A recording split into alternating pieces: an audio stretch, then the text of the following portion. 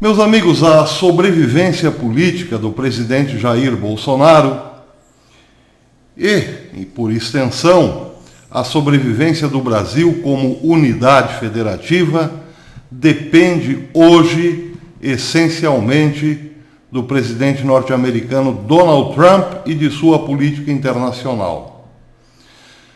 Vou tentar explicar por dois vieses. O primeiro, a partir de um post do professor Olavo de Carvalho no Facebook nessa madrugada. O post diz: a situação é horrível e deprimente, mas não é complexa nem difícil de entender. Pode ser resumida sem exagero nas seguintes palavras: o Brasil, como nação independente, não existe mais. É um protetorado chinês governado por um embaixador prepotente e intolerante que tem a seu serviço a classe política, a elite judiciária, a mídia, o sistema de ensino e boa parte do empresariado. A classe militar, ciente da sua total inermidade ante o poder avassalador dessa autoridade estrangeira, faz de conta que não vê e tenta salvar as aparências. O presidente nominal, apenas nominal, não conta com outro apoio senão o da massa dispersa, desarmada e desamparada que o elegeu, e mal começa a tomar consciência de que não tem poder nenhum. O Brasil está derrotado e não se levantará, exceto na hipótese remota dos Estados Unidos quebrarem a espinha do poder chinês. Perfeito, irretocável e completo comentário, reflexão do professor Olavo de Carvalho. Sim, o presidente Jair Bolsonaro é, no momento, apenas uma peça figurativa. E o Brasil morreu e ninguém nos avisou. Simples assim. Esse é, em parte, o resumo da ópera. Mas atenção! Eu hoje fiz uma comparação no Twitter entre a Semana Santa, a sexta-feira da Semana Santa, quando Jesus morre na cruz, é morto, é assassinado na cruz, e o domingo. A Sexta-feira Santa coincide com a morte do Brasil. E quando nós, em segredo, no recolhimento forçado de nossos lares, celebrarmos a morte de nosso Senhor Jesus Cristo, poderemos sim fazer também um minuto de silêncio pela morte do Brasil. Mas, diferentemente da paixão de nosso Senhor Jesus Cristo, para o Brasil, eu disse no Twitter, não haverá ressurreição no domingo. Mas posso, e queira Deus, estar enganado, porque resta ainda um fio de esperança para a sobrevivência do Brasil, para a ressurreição do Brasil e para a sobrevivência do presidente Bolsonaro, ou melhor, para a ressurreição também do presidente Bolsonaro, que hoje é apenas uma peça decorativa, não manda mais nada, provavelmente nem o seu office boy cumpra suas ordens. Estou exagerando um pouco, mas em termos gerais, é mais ou menos isso que está acontecendo. O fio de esperança está na política externa do presidente norte-americano e já existem sinais de que esse fio poderá sim se tornar realidade e deixar de ser um fio para se tornar um forte cabo de guerra, um cabo de aço. A matéria na qual me baseio para isso está no crível ou no credível World Net Daily, que trouxe uma matéria hoje dizendo o seguinte: prestem atenção. Alguns sinais positivos estão surgindo na batalha mundial contra o coronavírus chinês, que até agora já matou 73 mil pessoas. Em alguns países, o número de mortes diárias está caindo e novos tratamentos mostram resultados positivos. Alguns governos estão planejando reabrir suas economias após paradas devastadoras. E já existem ações judiciais e conversas sobre sanções que começarão a responsabilizar a nação comunista pela disseminação global do vírus. A matéria está se referindo à China. O senador Tom Cotton, do Arkansas, afirma que a China deve enfrentar um acerto de contas dos Estados Unidos e de outras potências globais depois que a pandemia parecer estar sob controle.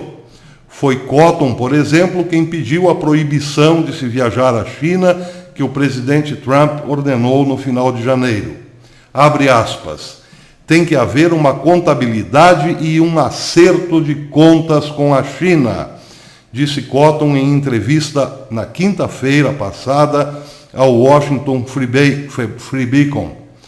Porque, diz ele, a China, através de sua desonestidade e corrupção, transformou o que poderia ser um surto local gerenciável em uma pandemia global que acabará custando não apenas nosso povo, mas o mundo, porque trilhões e trilhões de dólares e centenas de milhares e centenas de milhares sofrerão com a derrocada econômica. E muitos, claro, terão seus CPFs cancelados por isso, e não por esta midiática pandemia. Um custo para a China poderia ser a perda de empregos na indústria. O algodão já propôs legislação legislação sobre o algodão para incentivar as empresas farmacêuticas, aqui a tradução está errada, esqueçam o algodão, para incentivar empresas farmacêuticas a retirar as suas fábricas da China.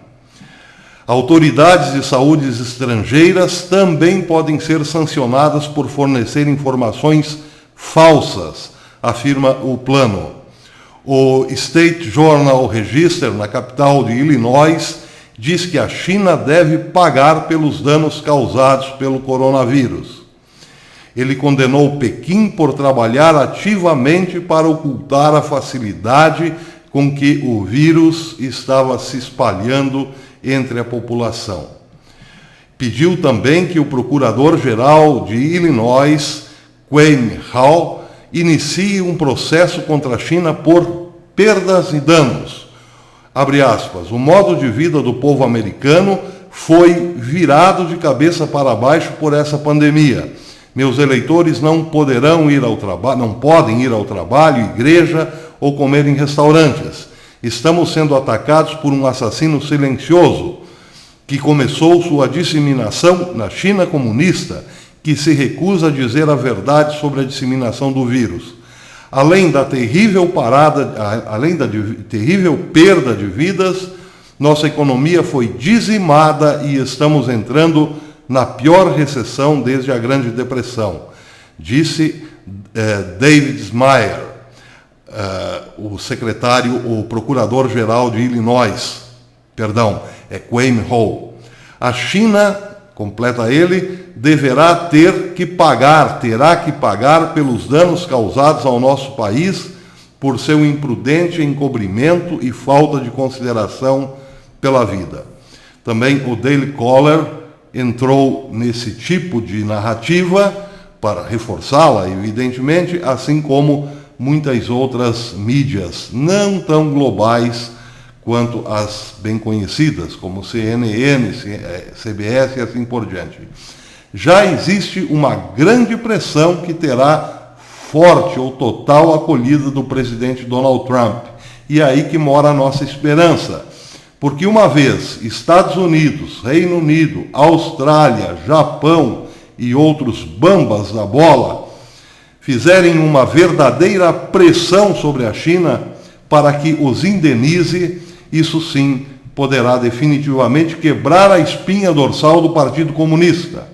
Uma vez quebrada, quebra-se a articulação feita aqui no Brasil, que envolve governadores, congressistas, parlamentares, grande mídia e empresários. Pois é a única maneira de devolver ao presidente Bolsonaro o poder que lhe esvaiu. Nós podemos sim voltar, quem sabe não agora, no domingo da ressurreição, mas logo ali adiante, a respirarmos como nação novamente. Porque no momento, o que acontece com o Brasil é uma profunda quebra institucional. O que acontece no Brasil, nesse momento, é a quebra da unidade federativa. Todo mundo manda, menos quem deveria, o presidente Bolsonaro.